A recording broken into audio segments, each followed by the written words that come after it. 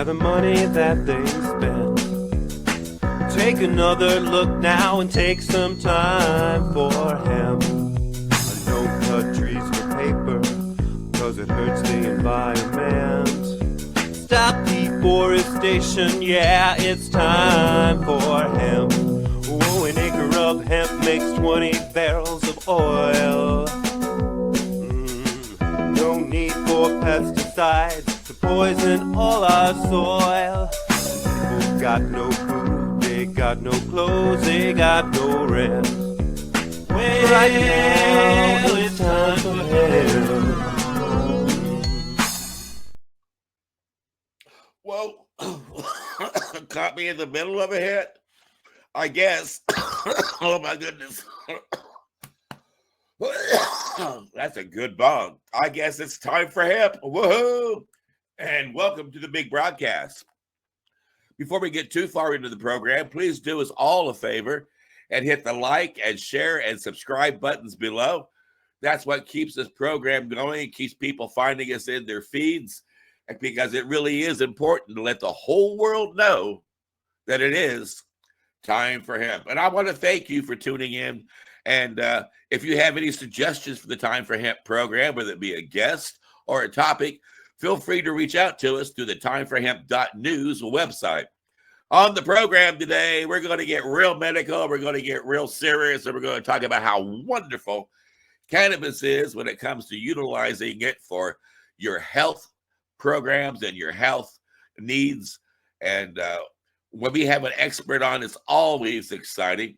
And I know that my joint host, Al Graham, had a chance to meet this gentleman at a Treating Yourself magazine Hemp Fest up in Canada.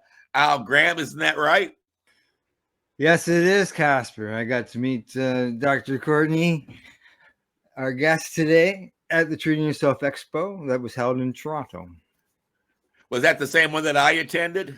Correct. That was the same one you attended. And just so you know, I got a picture of you and I together. And that was the first time we met in person, even though we had my goodness. We've been working, as a joint host, or you as a host, at Time for Hemp all those years before then. So, and I've taken that photograph of you and I Simpsonized it years ago. And the Simpsonized version is up on the website as well. That way everybody knows that we do appreciate comedy, in case they haven't realized that I am a clown. Oh, Al, you might be interested in knowing that the first thing I did this morning when I got up was I grabbed me some Joe. And then when Joe got to work, I got me some coffee. I'll let you take it. All righty. Well, I'd like to take this opportunity to introduce my co-host, joint host here on the network. He's a writer. He's an educator. The list goes on and on. I'll just let him tell you all about it. But here is Al Byrne. G'day, Al. Hi, everybody. And yes, we have an excellent guest today. And in keeping with our seems to be kind of international roster of guests, we had Canada, we've had Australia, South Africa, and today we're Mexico. And today we're going to hear from our guest in Venezuela. And he lives in... Let me interrupt you again, Al. I do that a lot, and I'm so sorry. But we got to remind the people at home that every time you hear the word joint, you hit your pipes, your vaporizers, and your bongs, and you take time for hemp. And don't forget, Al Byrne, let people know about your amazing book. Oh, yeah, I will. And we have to also announce today that Casper Leitch has been honored. I'll let him tell you about it later, but he's going to be a keynote speaker down at a Hemp Fest. How about that? Hemp Fest in Texas. Wow. Things have changed. It really have. But yeah, our guest is down in a beautiful offshore island, Venezuela. I'll let him tell you about it. The book is For Country and Cannabis, and our guest is written about in this book. The book tries to identify people. Well, doesn't try. It identifies people that have made a significant contribution to the cannabis issue, especially the medical cannabis issue and issue for veterans, cannabis for veterans. So I concentrated on those two areas. and our guest is involved. And I'm really happy here because this man is going to tell you about cannabis nutrition. Nutrition. This is nutrition is essential for health. So it's really a lower level of understanding. You got to know what you're eating and how good it is for you if you're going to be healthy. Our guest will explain that, and I'll just reference a book I produced back in 1997. It's called Cannabis in Medical Practice. And it has a chapter in there that is a complete breakdown, of the cannabis seed, the oil contained. It's a remarkable piece of work. It was paid for and done by a friend of mine, a lawyer named Don E. Wirtschafter. We call him Donnie. And it's still valid today, and it's excellent. So if you're a nutritionist and you're listening and you want some really low down on that oil and that product, Cannabis in Medical Practice. My book is more about, again, the people, and I hope it's part of the educational process for anybody that wants to get a hold of the book. It's available anywhere. It's a hardcover. It's an ebook. It's anything you want. So to get to our guest, a medical doctor, I first came across years and years ago when we talked about having him as a speaker at one of our Patients Out of Time conferences. I'll let him tell you where and when. I know it was back there somewhere, but he intrigued me then, and he's going to intrigue you now. So let's welcome Dr. Bill. There we go. Dr. William Courtney, medical doctor who has relocated to an island off Venezuela. So where is that exactly, Bill? It's Dominica, and it's a couple hundred miles off Venezuela, but it's way down the chain. It's a small island. They call it the Nature Island. It's very mountainous, so most likely it's one of the youngest islands. And we're fortunate enough to live on a mountain that has a lot of running water, so we're able to produce our own power, and that allows, it runs the computer and refrigerator and lights. You're off grid. Way off grid. Way off grid, yeah. Yeah. Wow. So does that mean that you don't have a Kroger or a 7-Eleven nearby? Yeah, no, none of that stuff.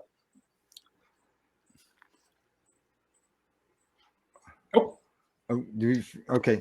Yeah. So you down there, I take it. What's it like down there as far as the cannabis end of things? Just Dominica is trying to develop a cannabis agricultural division. So there's a Ministry of Agriculture, and they recently have been talking about really bringing cannabis in. A lot of the people on the island are very small farmers. They used to do bananas, and now they're doing dasheen, and they're looking forward to moving the small family farmer into cannabis. And there's these old rum facilities. There's 4 or 5 of them around the island. They're just gorgeous, hundreds of years old. And they want to take one of those and turn it into a processing facility so that all the small farmers can bring their cannabis in. It can be extracted, fractionated, and sold either as a monomolecular or polymolecular or a completely raw oil, depending on the persons that are interested. And so it'd be a nice marriage between the government who's wanting to promote it and the individuals that have quite a bit of skill in the tropical environment growing it. And they really they're invested in trying to put the whole thing together in a very clear fashion. So I'm very excited about this effort, and believe it'll. Are you consulting with them, Bill? I mean, you've got a hell of a background, I would think. Well, yeah, I've presented that. We had a week conference, several days, and that was where we're developing this idea that it would be a branch of the Ministry of Agriculture. And I obviously was an advocate for increasing the plant count because you can, a small amount of smoking is going to give you all the THC you want, but if you're eating the cannabinoid acids, you need you need a lot more volume. And so they're expanding the limits for dietary cannabis, which will consume more plant material. But obviously, it brings in just a whole host of benefits. Well, now Okay. you say The when first people thing you consume, The first thing you said there that I really like is that this operation is being run by the Department of Agriculture. Exactly. Boy, do we need that in the U.S. or Canada? I mean, it's so obvious. Yeah. I tip my hat to the government there. They're on the right track. They're doing very well. Well, good. That sounds terrific. Anyway, it was What- interesting. The fellow who headed it up actually got a hold of me personally because he had seen a lot of my dietary stuff online, and he had heard that I was on the island, and so he went way out of his way to track me down and invite me to this first meeting. And it was their, they had their agenda, but I brought in the whole dietary essential aspect of cannabis, and they were very open and excited about expanding into that area because dietary essential is good for fetuses, for infants, neonates, elderly. The psychoactive, maybe the adult who is in position to enjoy that. But the dietary plant really is for every living being that's out there. Yeah. now you talk about consuming it, and I'm curious. I'm sorry, Al. I'm curious. How do you consume it? Do you like deep fry it with your chicken? Do you sprinkle it on your Oreos and your ice No, cream? wait a minute. Yeah, you're jumping the gun. Hang on a minute. Okay. Dr. Bill, let's go back to the beginning. You have a history of why you got involved in this particular aspect of cannabis. I wonder if you'd share that with the audience, and then when is it exactly that you came to be with the Patients Out of Time guys? And if you could cover all that, and then we'll move into more specifics. Okay. So the fellow, a very good close colleague of mine, still to this day, had asked me if I would approve of his use of cannabis, and this was back in 2004 or something. And at that point, I knew about recreational use, but I really had difficulty imagining that this plant is going to provide the anti-inflammatory, analgesic, autoimmune control. And so it was, it kind of took me back, and I kind of declined to be involved. But because of that interaction, I started going into the literature, and boy, as soon as you do that, you get an education pretty quick. And, in the next 5, 6, 7 months, I started to attend cannabis conferences. I think the first one was up in Saint Savoy, and then pretty soon started traveling all over the world. I went Meshulam's 80th birthday party. There was a whole big group of people that got together, and Germany would put in 5 or 6 workshops every year. And we presented in Ireland and Scotland and all over England and Morocco. And so it was, I very quickly became immersed in the biochemistry and the incredible role of particularly dietary. I mean, the dietary brings in the medicinal acidic cannabinoids, and that class of molecules, they're delicate, they break down easily. So it takes some gentle management. Cannabis sprouts, microgreens, that type of thing allows you to have fresh living cannabis in your kitchen. Sure does. It sure does. I know of a lady right now who is treating her daughter who has epilepsy, and she's using microgreen cannabis, and she's getting all kinds of lab testing going on and everything. It's making a big difference with this young lady who was supposed to have passed away 15 years ago and is still alive today. And Yeah, that was, so let's understand, folks that are listening to what we're talking about: green cannabis, and not necessarily the bud. Everybody here, Dr. Bill, is attuned to thinking bud and getting stoned, and like we're seeing on the screen here. But this is more than that, is it not? Isn't it more the use of the entire plant? and for the entirety of humanity. I mean, like I said, you're getting high, it's something you want to be capable of handling that, not have it interfere with your work, not becoming, like say you got some social issues or psychological issues, and maybe it becomes a problem. But the dietary because it does not have that psychoactive effect, allows you, one, to use an enormous more in terms of the levels of these medicinal acidics. And because it's not psychoactive, it is something that the fetus can use, the infant, the young child. Every living being can use the exogenous cannabinoids to support what's called the endogenous cannabinoid system. So the cells of your body are regulated by the ECS, the endogenous cannabinoid system. And if people take away one thing from today's talk is go to Wikipedia, look up the endogenous cannabinoid system. There's hundreds of links. And by the time you follow several of those, you'll really understand why it's so critical that we allow this plant into our diet on a very regular basis. And we pursue prevention rather than treatment. I mean, cannabis for a long time was for the management of pain and treating symptoms or conditions that you have. But if you integrate it before you have a medical condition, there's a chance that you can nip that at the cellular level and prevent it from becoming something that you become conscious of. You take care of it quickly, immediately, and that really prevention is just so much of a stronger way to go than treatment. So you can use it as a prophylactic, is what you're saying. Well, probably that too. Probably that too. Yeah. Okay. The other thing, again, Oh, for the audience, You mean like for the audience, guys, just wait a minute. For the audience, guys, what we're talking about, the doctor is saying this, that we're not having the euphoric effect. I don't know if my audience knows that you only can get that kind of reaction out of a cannabis bud if it's heated. You see what Casper's doing? It has to be brought up to a certain temperature, like 380 degrees or something. And only then is that THC activated in that sense. So what Dr. Bill is saying is he's taking this plant and eating it raw, uncooked, and in different forms, which we'll get to. But I just want you to understand that if you're even thinking about giving it to your dog, I give it to my dogs every night, or a 3-year-old, there is not necessarily, there is no euphoric effect at all. Not that I think euphoria is a bad thing, by the way, but just that you don't have to worry about any kind of mind altering anything if you eat it cold. I'm sorry, Dr. Bill, go ahead, please.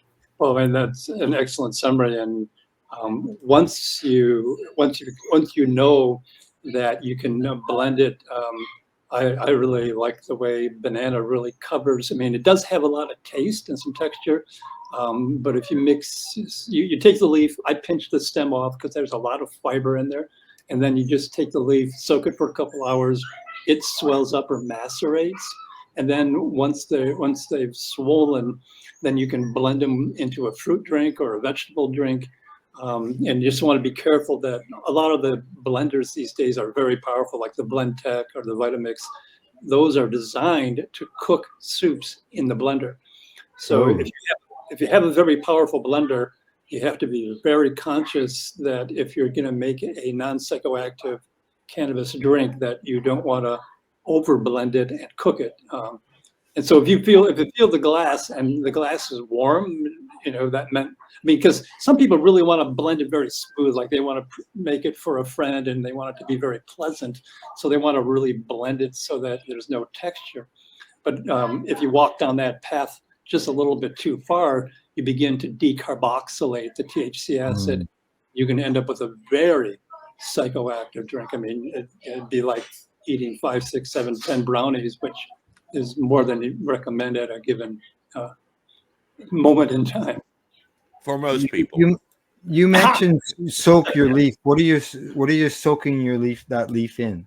You can soak it in water. That's the simplest. You can soak it in hemp milk, which has a lot of protein. The intestine. I mean, hemp milk is a wonderful way to go. You can do it in kefir, which has a lot of flavor. You can get a fruit flavored kefir. So any liquid is fine. Obviously, water is the easiest, cheapest, but the other ones cover the texture and flavor quite a bit. And so, lots of times, I really enjoy using the kefirs. When I can get a hold of them. They're a little bit rare on our island here. So, Al, you said it was a prophylactic. Does that mean that when people eat cannabis, they're going to get sterile? That explains why people who smoke pot don't have kids, right? No, I meant prophylactic as a means to possibly put off a bad event or a bad situation. Okay. For instance, you don't know looking at me, but I have my eye here is pretty much all plastic.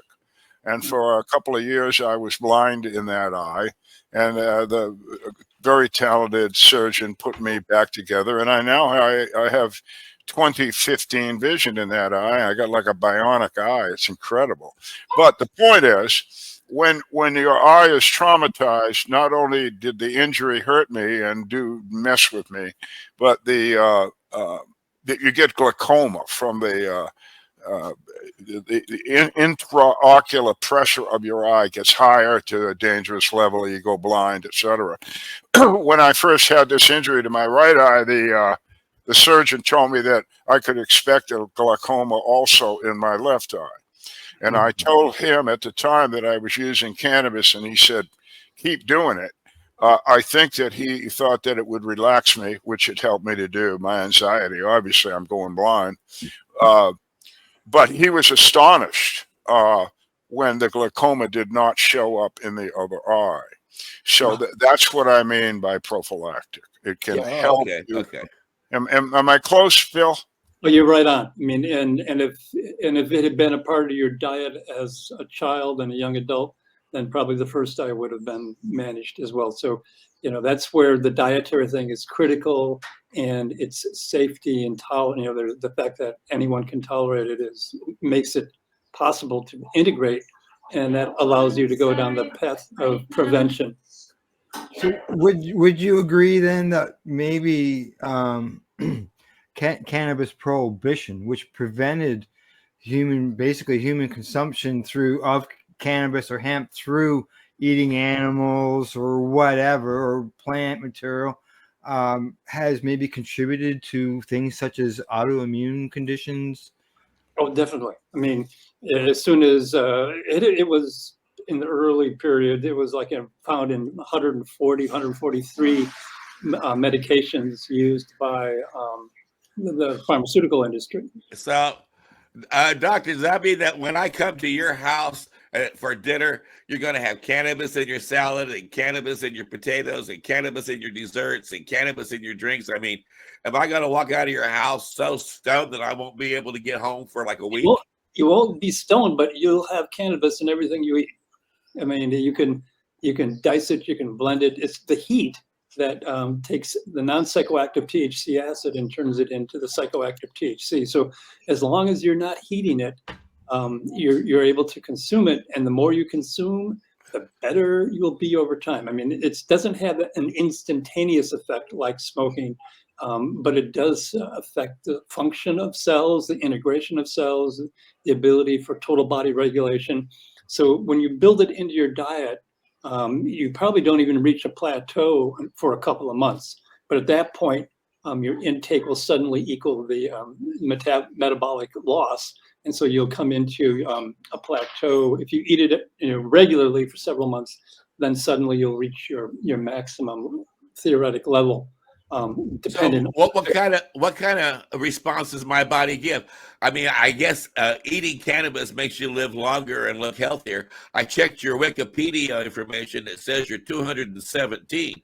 So that must be from all the cannabis that you've consumed, right? Well, 215 was my age, but I had a.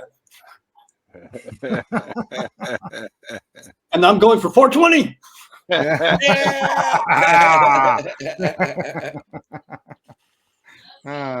Well, listen. How is it good for? I mean, will I notice something when I start? Will I feel more energized? Will I look younger? Will I look like Rock Hudson? Will I want to go running? What? Probably Rock Hudson. No, but it takes. You're actually assisting cell regulation, so that doesn't occur in minutes or days or weeks. It occurs totally beneficially over months, and then continues to be beneficial. So it's a slow dietary process that is involved in kind of restructuring. So if you look at the endogenous cannabinoid system, it really is useful in supporting that. And when you support that, you do support cell regulation and regulation of the whole body, the regulation of systems. So it's an important element that is we need to get it in the diets of 800 billion or 8 billion people, because it really is valuable for each and every person on this planet. Well, is it hard to cook with and work with? I mean, does it take so much extra preparation that when you're putting together your meals, it just takes longer and it's more of a problem? Or why don't people just do this naturally? When you say cook, that kind of raises the hair in the back of my neck. If you use it, if you prepare it for food, it's good. If cook involves heat, then all of a sudden you go down the decarboxylation psychoactive thing. So yeah, you definitely want. There's a skill set that takes time. Because of its fibrous nature. You want to get it diced very fine. I like to blend it so that it becomes very smooth. But being careful to not over blend it, because, like I said, then you can suddenly be amazed at. And then another one is a pesto pasta. Absolutely love it. The basil really covers the flavor of the cannabis. You can have a lot of cannabis in pesto. You won't even taste it, and it's absolutely delicious. But the problem is, I've had several people that I've worked with. They made a large pot of pesto, and then at the end of the meal, they put that pesto on some leftover pasta, put it in the refrigerator. Next day, decided that they're going to heat it for lunch, and they pull it out, put it in the oven for 20 minutes, and suddenly the exact same amount that you had the night before that was non-psychoactive can become quite psychoactive once you bake it for 20 minutes. So the key is the heat. And if there is any, and so if the adult tests it, if they feel the psychoactive, then okay, this can't be on the dinner table with young children and infants and geriatric people like me. So the speed, Dr. Bill, you make a flour out of it or something like that, and if you do you have the same effect? We do drive this. The people that built the place that we live built this absolutely huge dehydrator, because they were producing like 200 candy bars, and they had to dry and temper the cocoa seeds. But I mean, it's huge stainless steel, just the biggest dehydrator, and you can put your fresh cannabis leaf in there, and it'll just pull the moisture out, and the leaves are very, very crumbly, just very dry. And you put them for a second in a blender, and it turns it into a very fine powder. And you can take a tablespoon of that, and you can put it in anything, but you really just always got to be aware that you don't want to put it in something that's hot. I mean, if you can blend it into a drink, you can put it into a salad dressing, you can do all kinds of stuff with it. And it really deals incredibly with the fiber problem of cannabis. I mean, until it's dried and crumbled into a powder, it's gonna put a texture. Like I said, if you can manage that by blending it to make it smooth, as long as you don't over blend it. But once you got the powder and it's not been decarboxylated, it's real easy to put into a cold spaghetti and into a pesto, into a salad dressing, pretty much anywhere you want. Okay, so but the deal is here, folks, again, the doctor said it 5 times, it has to be kept cold from beginning to end. It must remain cold. So even if you sprinkle it on hot food, you could have just messed it up. Cold. Not so much. You can put just a little transient heat on hot food. It's not so much an issue. But if you if you had a bunch left over and you mix, like I said, and you make a pesto sauce and you put it in the refrigerator, and then you want to reheat it, and you reheat it for 10, 20 minutes, then you'll have a noticeable decarboxylation. But if you can sprinkle it on warm food and it's not going to decarboxylate. So you could do it just like sprinkling cheese on spaghetti. You could sprinkle some of that on your spaghetti sauce. Okay. Well, that's cool. All right. Yeah. Well, now giving it to infants, do you put it in the formula? I mean, because you said it has to be kind of like thick. You don't want to blend it too much. Generally, go ahead. Generally, the mother's eating it and passing it on through breast milk. Yeah. You can, if they're taking a bottle, you can blend it, but that's where you'd want the very fine powder and mix it in with whatever type of milk that they're consuming. And so as long as it's not been heated, it's not psychoactive. But always test it. Like if it's something new that you're trying, have the adult who knows take a teaspoon and let it go 10, 15 minutes, and if there is no effect, then okay. In fact, there has not been any inadvertent decarboxylation along the way. Now, you said that you also like to use banana and I think coconut was another one to kind of like hide the flavor. Yeah. But my curiosity is, when you add this to your foods, does this just normally mess up your food? Does it normally just make your food taste nasty? I mean, what? It's if there's some kind of a sauce or flavor, if there's some flavor to the food, it's not going to affect it. If you're going to maybe put it on pasta all by itself, and so all you would have is cannabis powder, then there would be a flavor. But if there's anything else that's going on, the flavor just blends in, and it's. Oh, really? So if you did that on your spaghetti, it wouldn't be as if you got all of a sudden you're tasting chlorophyll. Yeah, no. It tastes. This stuff's cannabis leaves, and they taste bitter. I mean, what Dr. Bill is saying is you want to mask the flavor of the cannabis leaf, because it's not something you go out and seek out just to eat. But if you take the cannabis, down in Jamaica, they have the locals, at least the Rastafarian folks down there, the mothers, who are called roots daughters down there in Jamaica, that use cannabis. They give their infant, Dr. Bill, at birth, a cannabis tea. So what's this tea thing? Is it simply if it's tea, it's probably been heated, so it's going to have a mild psychoactive depending on the strength. And so if the child's irritable, or it's a strange new world, or they're emotional, and then you're using it in a kind of more of a sedative fashion. If it's raw, then there is no sedation, and so the child could still be upset and irritable. And so if it's a heated product, then you titrate its strength, and you allow the child to kind of calm down, if you will. Okay, so I'm sure it's way diluted. And I was just wondering whether you would interpret that as a nutritional additive at birth, and you've defined it as a sedative, pain control, or whatever little babies feel. None of us remember. Yeah, but if the mother's eating a lot of it and it's into their breast milk, and if you blend it into their milk without heating it, without cooking it, then they are ingesting it directly. Yeah, or if the mother has it as part of her diet during pregnancy, that brings another question up. Let's go to mother's milk, because we're talking nutrition here for infants even.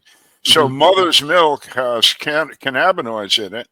Now, correct me if I'm wrong, Dr. Bill, but I remember studies out of Meshulam's lab in Israel. I forget which particular lady did the work, but that said that if certain compounds are removed from the cannabis plant, the supposition would be, I think it was done with mice or rats or something, that the young mice, the baby mice, would not suckle. And then the return of those compounds to the milk, the babies survived. So am I right? You remember all that stuff? I don't. I think Esther Fried was the one who was involved in that. Yes, Esther Fried, yes. They were extracting elements from the cannabis, or from the, what were they extracting again? That I don't remember. I forget how she did it, but they ended up with somehow they ended up in taking a particular compound or compounds out, and I think it might have been the THC even, and the little mice just stopped suckling and died. And I recall that. So her supposition at the conference was that if you really want to take care of your baby, make sure you have breast milk that has cannabinoids in it. So that brings me to the next question. Let's say I have people that I know very well that don't eat cannabis, including me, but I smoke a lot of it. By smoking a lot of it, would a female necessarily end up with that in her milk? Correct, definitely. Yeah. Yes. But yeah, and if they're smoking it, they're going to be getting the decarboxylated THC acid, so they'll be getting THC, Right. and that in that milk that you were talking about. Otherwise, that is going to have an effect on the infant, which could be calming. If the infant is a little bit irritable and responsive to the environment, it could help calm the child. But that's an area that I have not. I know Kristen. We used to do a lot of conferences together with young children, which we were nursing, and there was a lot of questions and concern about our babies being able to access it, and Kristen has written articles in that area where it's kind of just I gotta point out Melanie Dreyer. You know Melanie. yeah. Dr. Melanie Dreyer is one of the more famous nurses in the world. And she started out her career working for the federal government. They sent her to Jamaica. That's how I learned about Roots Daughters from Melanie. But they sent her to Jamaica, and she studied just that effect, that she had a group of women down there who had young infants all the way to, I think she studied them up to 12 years old. They just followed the progress for those years. And those mothers did not use cannabis. The Roots Daughters, the Rastafarian mothers, smoked cannabis all day long. And of course, breastfed.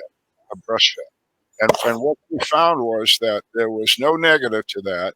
In fact, the children that are now children of the Roots Daughters mother did just a little bit better in almost all child categories. Just not a hell of a lot, but a little bit. And she assumed that little bit better was because of the social atmosphere the Rastafarians have, and the kid would be more, more a kid. But anyway, there was no negative. So again, I just want the audience to know that it's been studied. If you want to look it up, if you're a lady and you're pregnant or you're breastfeeding, her last name is Dreher, Dreher. She's an RN, PhD, FAAN. She's a very, very famous nurse. And the study that she did in Jamaica indicates that your kids will be fine. I'm sorry to interrupt. Bill, this might be time for us to put up your diagram so you can explain to people. That's what I was going to suggest. Yeah. That's where I was just waiting to go to as well. I'll bring that up and we can go to it. Here we go. All right. Here's the chart. Yeah. Well, tell us about it. Well, I've been working with this chart for a very, very long time. And what's interesting is that there's about 6 or 7 cannabinoids, and some estimates are that we're close to 150. And if you look at just this very small group of cannabinoids, it's mind-boggling. I'm not sure my finger is going to show. Does the mouse show over on your side? Yeah, I can point to where you want me to. Okay, so I mean, essentially, just kind of go slowly. Start over here in the blue, the anxiolytic. Okay, right here. Yeah, and I'll go clockwise. Go by the word anxiolytic. Yeah.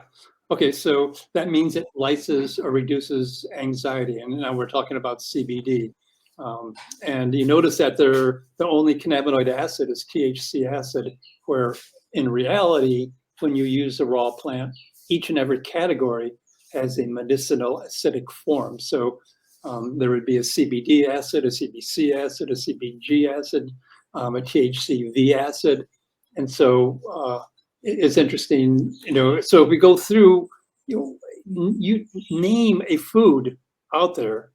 I mean, cannabis is obviously the ultimate superfood, because when you consume this, you're getting an anti-anxiety agent, and you don't really can get rid of maybe the Valium and lorazepam and everything else. It's also an antipsychotic. It also is an anti-epileptic. That was where I was first introduced to cannabis. One of my patients' children had epilepsy, and we found that cannabis was very helpful. And then University of California, San Francisco was excited, and they wanted me to come out and present to the pediatric interns and residents, and they wanted to hear more about the anti-epileptic effect. Neuroprotective is, the whole idea of protecting the brain from insults, hypoxemia, lowered oxygen, pressure issues, and up above, vasorelaxant, meaning if your blood vessels are tense, you can have a form of high blood pressure. And if you kind of relax that tension, you can drop that blood pressure. And it's also a muscular antispasmodic. So, it is useful to kind of, if you're kind of tense and you've got contraction of muscles in your neck and you're getting headaches, or you got contractions in the low back, it can help relieve that muscle spasm. And the next one, anti-ischemic, is huge. I mean, this is where it's involved in dealing with reduced oxygen. So if there's an issue where you've had reduced oxygen, that can lead to like heart attacks and strokes, and it's able to kind of counteract some of that anti-ischemic effect, or provide an anti-ischemic. So ischemic is the reduction, anti is blocking of that effect. The next one is anti-proliferative. So a lot of cells can multiply abnormally. It's called dysplasia. And so if you can block dysplasia, then you can prevent unnecessary growth of cells that you don't particularly need. And then the really big one is the anti-cancer, which is also anti-neoplasia. So these are some just absolutely stunning effects from one of the cannabinoids in the 150 in this plant. And we're only halfway around it. Just the oh my God! We probably don't have enough time to cover all this, but so I encourage people to look at each of these. Look the term up on Wikipedia. Antiemetic reduces vomiting. Antibacterial is, if you have a bacterial infection, and with these various infections out there, you want to have something that can help with that. Anti-diabetic is huge, enormously beneficial in managing blood sugar and the absorption of sugar into the cell and the release of it, and the maintenance of serum blood levels of glucose. Anti-psoriatic is an autoimmune disorder where psoriasis can really tear up the skin. And it can block that autoimmune action that is an overreaction that causes psoriasis. Anti-prokinetic intestinal, so it can help with the kinesis, the motility, which maybe if you're hyperkinetic, you could have the passage of stool before it's completely dehydrated, and then you could end up with diarrhea or a runny stool. I have Crohn's disease, so Crohn's, ulcerative colitis, analgesic, so pain relief, bone stimulant, bone growth, huge in the ability to. There's an osteoclast that breaks down old bone, and then an osteoblast that comes through and rebuilds it. So this bone turnover is something that is constant throughout your life.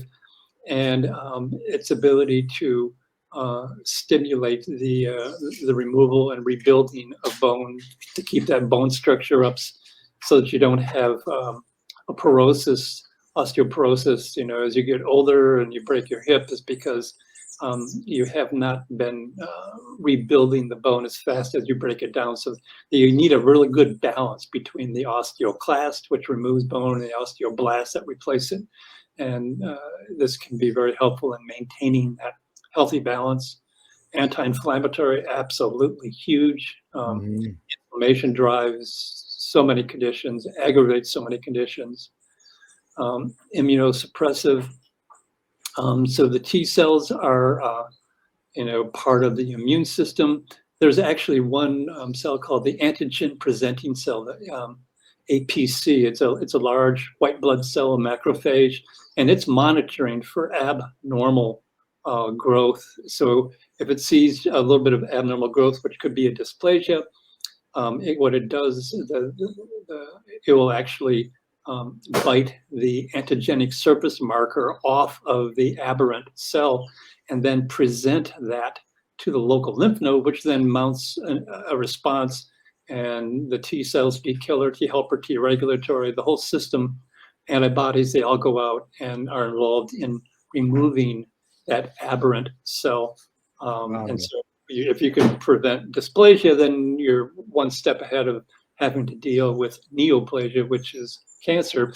But say you didn't use cannabis all your life and you suddenly developed, bone cancer, breast cancer, any type of cancer, it can, at that late date, complement your immune system's ability to kind of get it geared up to identify the abnormal cell Mhm. and mount the response to destroy and remove it from your body. So it really is a huge benefit if that happens to be problems you're struggling with. Yeah, I could see that, and because when I used to hand out this card, people would ask me about that. What's this immune suppressive part of it all? And And it's generally, if you have an overactive, if you have a hyperactive, if you have autoimmune disorders, it can help suppress an immune system that has become, reactive. yeah, Yeah, that yeah, they call it autotoxis horribilis. I mean, that's where you have self assault by your immune system, and obviously that is not beneficial, and you want to regulate that, downregulate that, so that you don't end up, causing a lot of immune conditions by an overactive immune system. And then THC variant, and pretty much, I believe, almost all of the cannabinoids have a variant class. That's a different tail size. There can be a 3-carbon, a 5-carbon, and some of they're finding new cannabinoids that actually have a 7-carbon. And what's interesting is that I think the 7-carbon tail is like 10 times more active than the 5-carbon. So there's really strong benefits from some of these unusual cannabinoids that we're beginning to locate in the body. And here you see it's anorectic, as a bone stimulant to once again rebuild that bone that's broken down. Anti-epileptic, so you'll see anti-epileptic in a number of places. A lot of these cannabinoids can contribute. And once again, anti-proliferative. So if you have 3 or 4 different elements that are anti-proliferative, you can see how that benefit can really kind of become more robust, because you're attaching the ability to stop unneeded multiplication of cells by the use of several molecules rather than a single one. Antibacterial, we've seen that a lot. Bone stimulant, we've seen that a lot. And so, as we move into CBC, it's got that whole same class. It's anti-proliferative, antimicrobial, bone stimulant, anti-inflammatory, analgesic, pain control. And here we got the light blue anti-proliferative, and I don't even see what particular cannabinoid that is, but probably we can track that down if we had to. And then THC acid, antispasmodic, anti-proliferative again, and then CBD variant, bone stimulant. So you'll see a lot of the same functions being enhanced. And this is, like I said, this is 7 of upwards of maybe 150 different cannabinoids. Well, first I'd like to make an observation again for the audience on that beautiful diagram that we were just looking at. You notice, folks, it's the whole plant. If you just look at the diagram again, you see that CBD, the one that the compound that is touted as being great, and there's nothing wrong with it, is just a portion of the whole. So this program has always, and I think Dr. Bill will agree, what we're always talking about here, whether we're talking nutrition, medicine, however we want to talk about this plant, we're talking about the whole plant, the whole bud. We're not just talking about isolating certain compounds. That's pharmaceutical bullshit. We believe in the whole thing. So please note that on that diagram. And then I'm really curious, Dr. Bill, about the bone. Can I say that if you use cannabis appropriately, the bones will regenerate or simply not deteriorate? I believe there's regeneration. I haven't seen the research, but I know it facilitates the bone turnover. So the bone is under a very active ongoing process where the osteoclast will remove old bone, then the osteoblast comes behind it and lays down new bone. So you're constantly rebuilding. And in part, like say maybe you've had an accident or there's an issue that you're shifting weight in your body or your posture or whatever, it will come in and see where the stresses are and reinforce an area that may be experiencing increased stress. Wow. So it really is critical in the bone structure remodeling, which is a very serious, ongoing, continuous process. And as you get older, it probably becomes more critical, meaning your bones are in pretty good shape when you're young, but as you get older, you want to really optimize that bone remodeling process to reinforce any kind of changes that need to occur to kind of provide bone strength as you get up there to where people begin to break hips and they fall and break bones and stuff. So you want to keep those bones strong and healthy. Yeah, well, that's why I asked, because I deal with a lot of mainly Vietnam vets, but vets, and the older guys, the non-vets. A lot of them have bone deterioration problems in different parts of their body. We tend to blame everything on Agent Orange, and it might be true, but I just wanted to know, because I've told them in the past that I knew in a general sense that I thought that cannabis would help bone structure. I didn't know what to say. And you just said that very nicely, and I'll use that information. So thank you. And then, with the Vietnam vet, they're looking for the psychological horror and terror of having gone through that. And, so they're using generally THC to kind of create some distance and space from the psychological trauma of having gone through that process.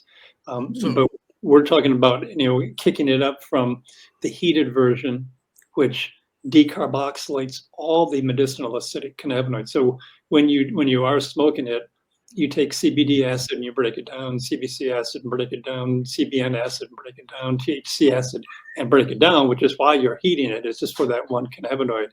But at the same time, you're removing the medicinal acidics. And there was an excellent paper out of Oregon State University. I would like to get that linked over to you guys, because they were looking at, I think it's CBG acid and CBD acid, just two of the medicinal acidics, and they were finding a marked ability to affect viral attachment to the cell and then viral entry. And that type of activity could be critical if, this, H5N1 blows up, or, viruses will, forever are going to be a part of our life. And the ability to mitigate, pathologic attachment and entry and having problems could be one of the strongest benefits of the medicinal acidics. And once you heat the plant, you're just blowing off that whole beneficial aspect. So you don't get anything at all. Over the counter. What do you think about the over the counter CBD gummy bears, hemp oils, or the infuse cannabis drinks that you can buy. What do you think about all that stuff that's being sold across the counter? I don't think God needed a lot of help. I think there's this plant out there that it's 34 million years of collateral evolution. Humans and this plant exchanged development, genetic evolution together, and so the plant, the raw living plant, is how every other animal uses it. Humans are the only one that turn it into an oil or isolate CBD or modify it, bake it, saute it, whatever they want to do. So when you move to consuming the living raw plant, you're not making a nod to, okay, this is how every other animal, hundreds of millions of species, use this plant. Maybe there's something there that I'm not going to fix through my pursuit of managing the psychological or physical pain by decarboxylating all of the medicinal acidics.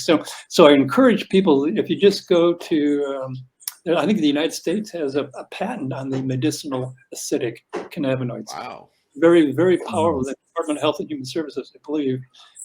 They're a very potent class, but they're delicate. They're delicate. And so that's where, if you're using the living plant and not cooking it when you blend it, for palatability, you're going to end up with a lot of benefit from the whole plant. That is. So I'm gonna ask the obvious. So we should be feeding cannabis in some fashion, seeds, leaves, the whole thing, to our pigs, to our chickens, to our beef. Everything. Right. Yeah.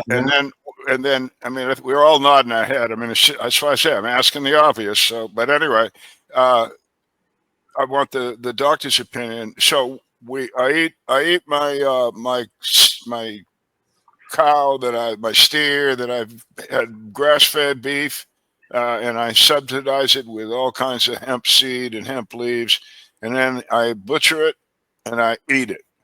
Am I getting that cannabis benefit out of that meat? I don't have a research paper to show that, but it would be my firm belief that their healthy use of that plant, even if it just allowed them to have healthier protein and less inflammatory side effects. I mean, if you keep the animal's health up, that's going to affect the quality of the meat, and that's and the possibility that if they're grazing and consuming cannabis regularly, that there's likely to be elements in that meat that are over and above. I would assume there is, but I'd like to see the research showing that. But that would be my null hypothesis. Yeah, well, I know what I'm asking because I've talked to these guys and I want to get this on our show, at least pieces of it. There's a little video called Reefer Roasters, and I'll shorten it up.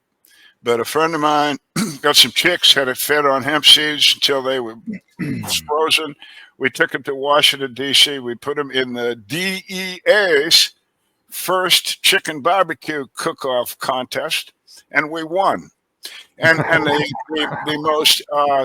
most interesting thing in the little video, I believe, to just back you up, Dr. Bill, before we could serve this food, it had to be inspected by food inspectors, government food inspectors. And let me tell you about this, people. These guys don't fool around.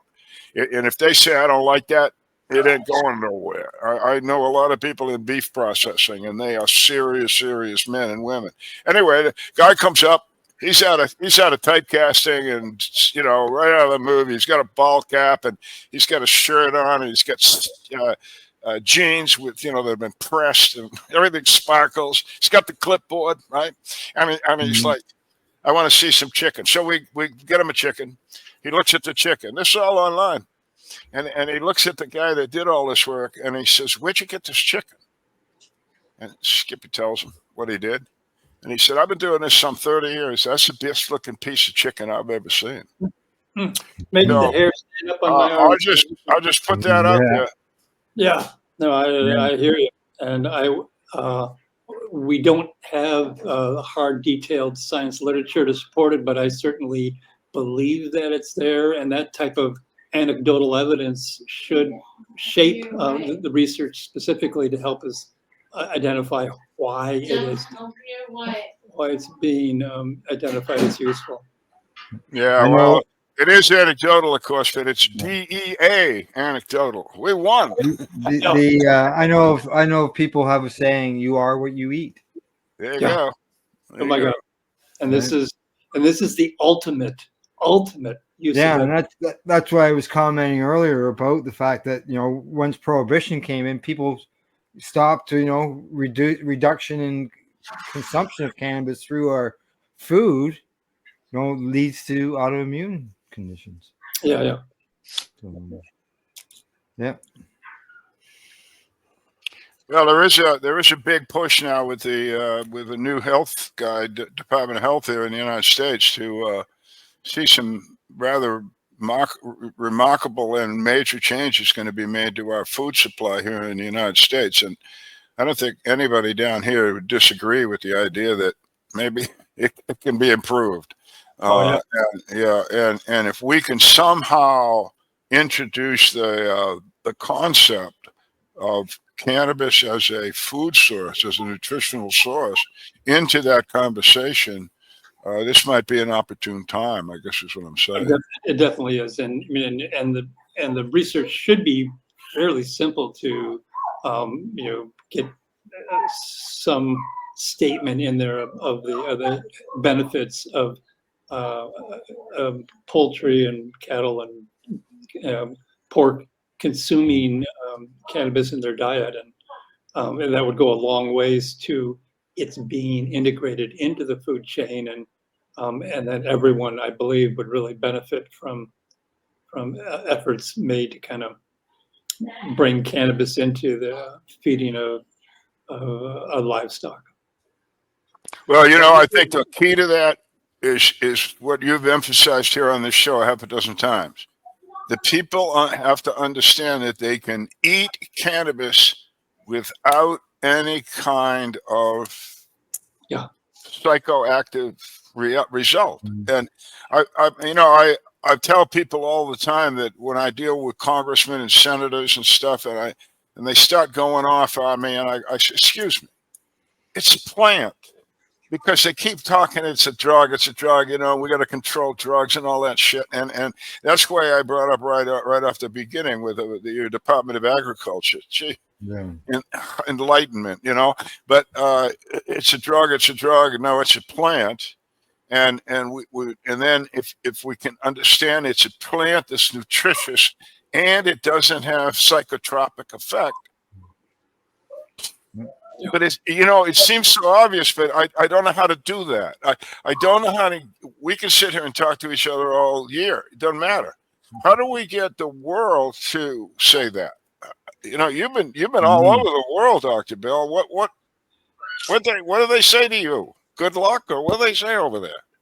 It's you're preaching to the choir. I mean, I'm speaking to people that are excited about cannabis, and we sit there and kind of make ourselves feel good.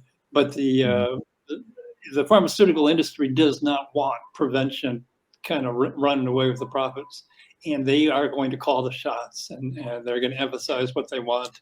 And we're out there saying, "Oh, we should integrate this into our food so that everyone gets healthy."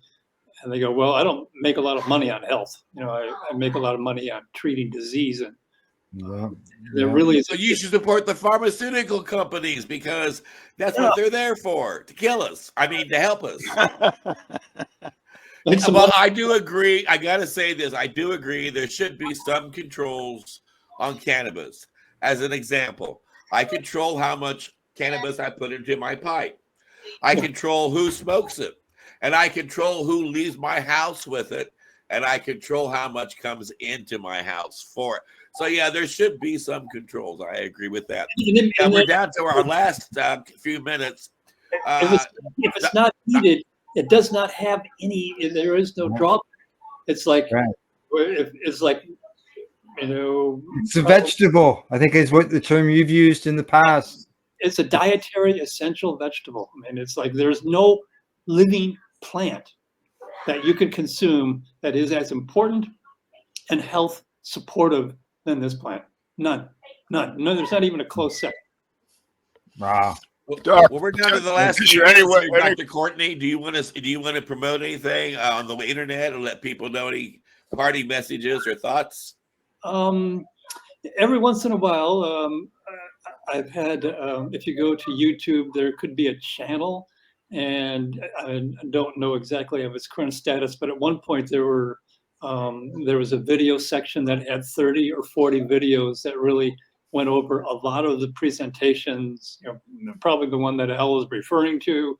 And so that you can, it's all free education, and you can actually see the progression as you look at the date and see my thought process kind of being refined. Like I said, I started out not wanting to approve of its use by one of my most trusted colleagues. I mean, our two children played lacrosse together, and we grew, kind of really have remained close. But because he asked, it turned my life around. I mean, because Wow.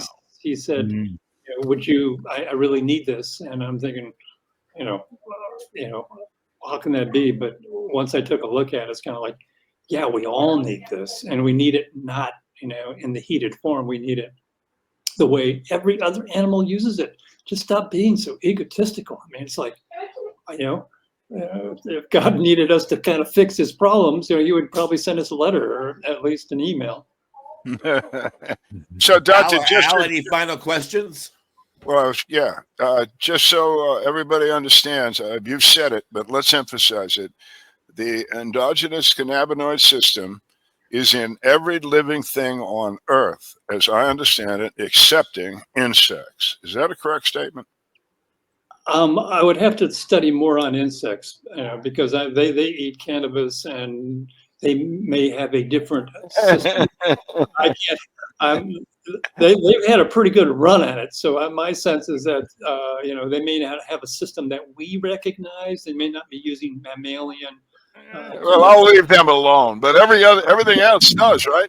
Yeah, I mean, and their ability to kind of, I mean, I flashback one time I had this bunch of cannabis plants, and I was trying to kind of run them into the house to kind of blend them and juice them, and this goat was just kept trying to take the plants away from me. He was biting them. I was running as fast as I could, and this goat was saying, "No, man, that's that's dinner there. You're taking the good." And left me kind of, I got inside finally with what's left, but the goat was pretty upset that, it was like, that's my meal. And so other animals know this, and we're just kind of catching up with the party. Yeah. Well, Doc, we really have appreciated you coming all the way from Argentina to talk to us. Man, you're drifting me all over the damn world. Well, we're lucky to catch you then when you got nothing to go on. But, Yeah. I thought it was Venezuela earlier. yeah, but it's been a pleasure. It's been really not only entertaining but educational. Your breakdown of the plant and its uses is gold, and I'm sure it's going to go far and wide once people see that on your presentation here. So personally, it's good to see you again, and thanks again for coming by. Let me give you one last line. You only need cannabis as medicine when you forgot it as food. If you really grok that, it's kind of like, I think I just soon not get sick and need medicine.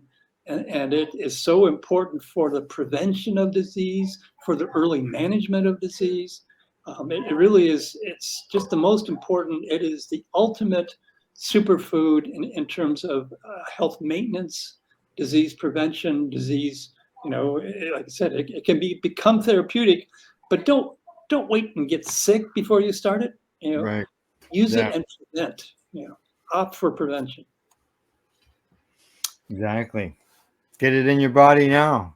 Yeah, get it in now, and don't worry about it. then in order to help with that, my last question would be to you.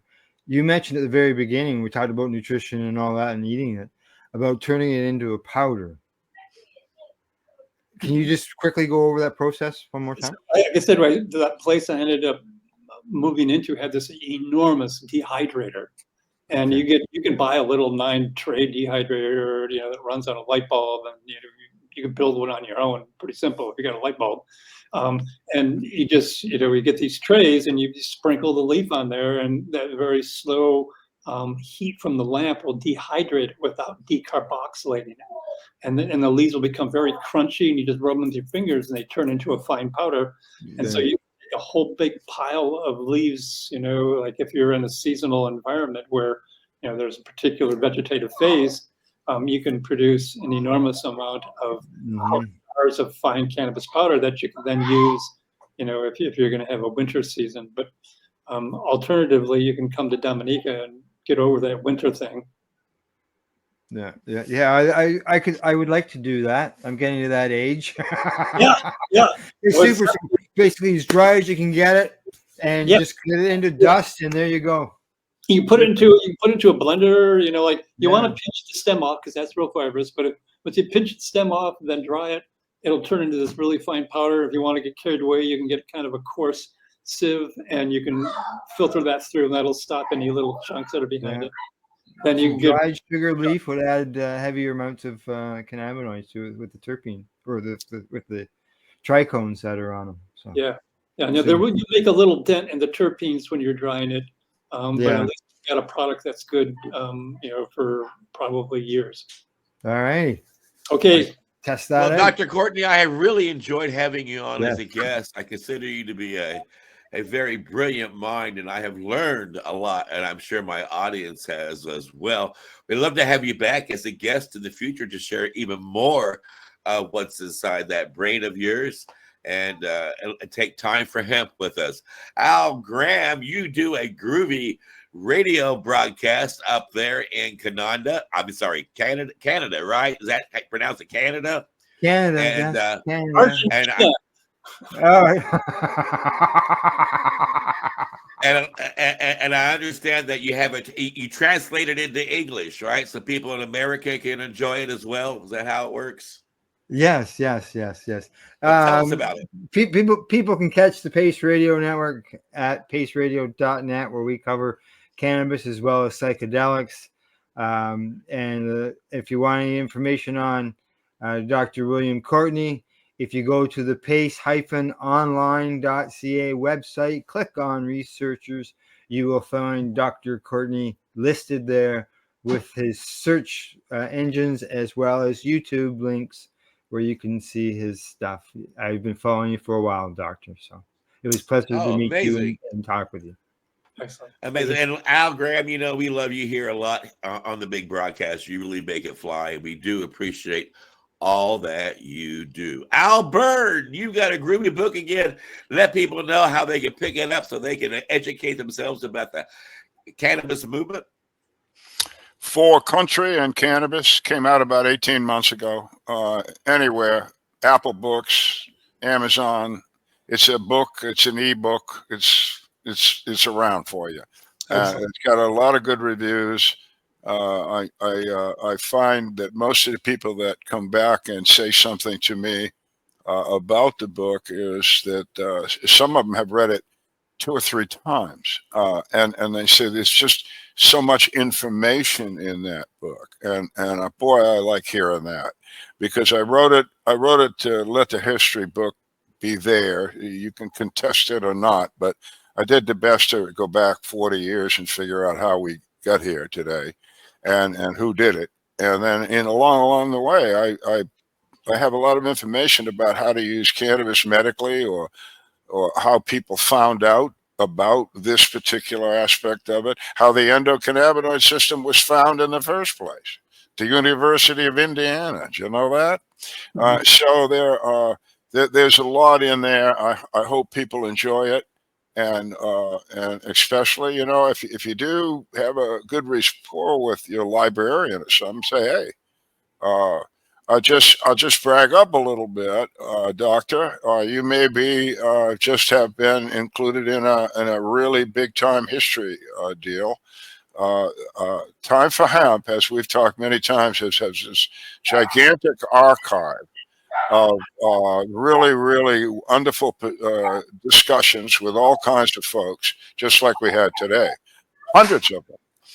Covering any number of different subjects. And we have been looking to donate that historical archive to some institution that would preserve it and spread the information in it in a bigger world.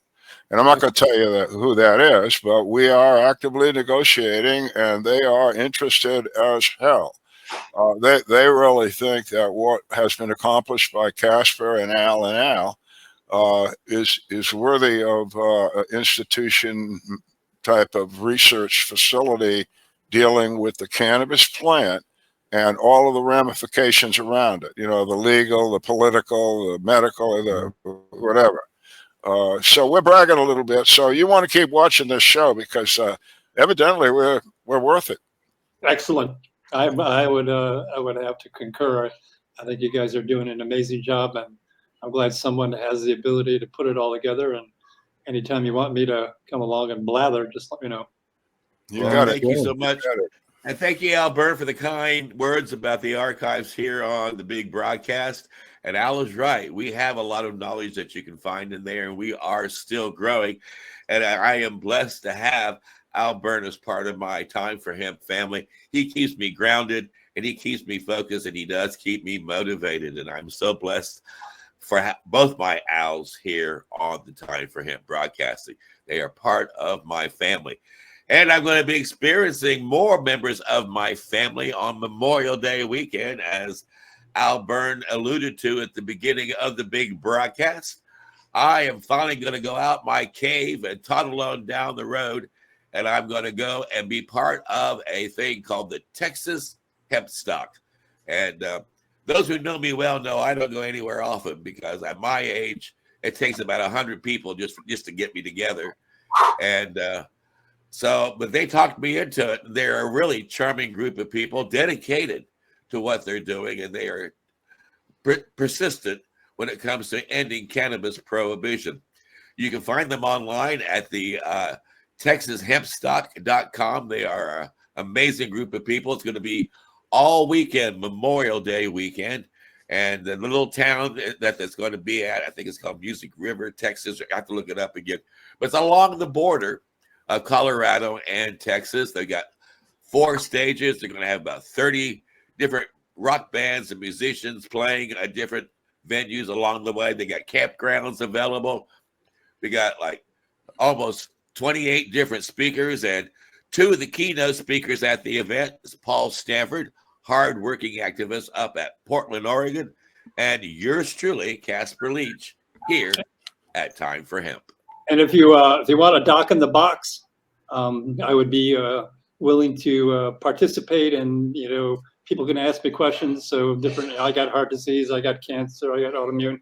So we can just have a kind of Q&A with a little computer off in the corner, and people can ask questions. I'll let them know that because the people on this team are also very astute in AI, and they also reality augmentation, and they're going to be developing a 3D studio for the Time for Hemp broadcast, and they're going to develop little avatars for myself and for my joint host and for all the guests that come on. So as they go through the archives and dig out the best of the information, they'll be able to have like Jack Hare come out and sit down and have a chat with Al, and me here at Time for Hemp. Look at all that money, yeah, the money that they spend. Take another look and spend some time for him. Don't cut trees for paper, cause it hurts the environment. Stop deforestation, yes, it's time for him. Whoa, an acre of hemp makes 20 bales of oil. No need for pesticides to poison